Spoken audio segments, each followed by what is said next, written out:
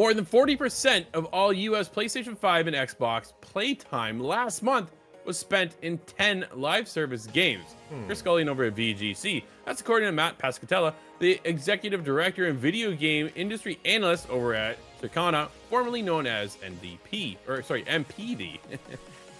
In a thread on Blue Sky, Piscatella pointed out that there are more than 70% of active PS5 and Xbox Series X users in the US played at least one of the top 10 live service games in January.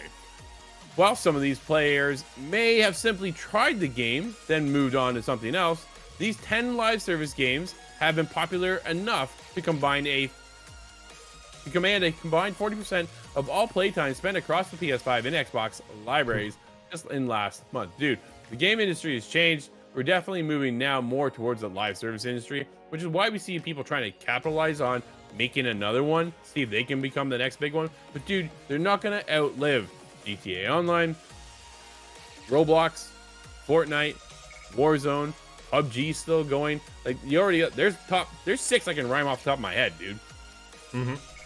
Yeah, and I mean, the other thing is, you mentioned a lot of those games are older games, and we talk about it all the time. You know, how do you get someone to download your game when they're already in, these people are already in their comfort zone? I mean, you and I are like this all the time. You play Predecessor, I play WoW, and it's one of those where you're like, man, I want to play something like Avowed. I want to play something like Kingdom Come. But then you play for a little bit, you're like, man, I just want to go play my main game, right? Something that people struggle with all the time. I mean, Marvel Rivals, I'm sure, is helping that number out, right? It came out in December. Yeah. I mean, the play numbers for that game are ridiculous. I'm sure that was definitely one that a lot of people were playing.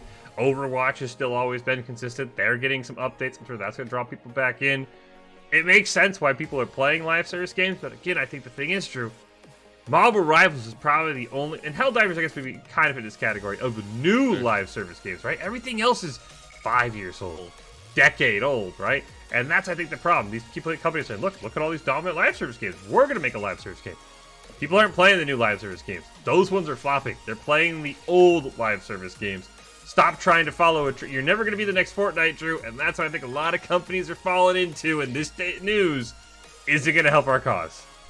Yeah, no, for sure, right? The day of you buy a single-player game, you focus on that, you play that, and then you move on to the next single-player game is less and less now compared to what it once was, right? Back in the old days, so I'm going to date myself, like PS2, dude, you buy one game, you play that game, you buy the next game, you play that game, right? There was no big, heavy focus on the multiplayer side of things.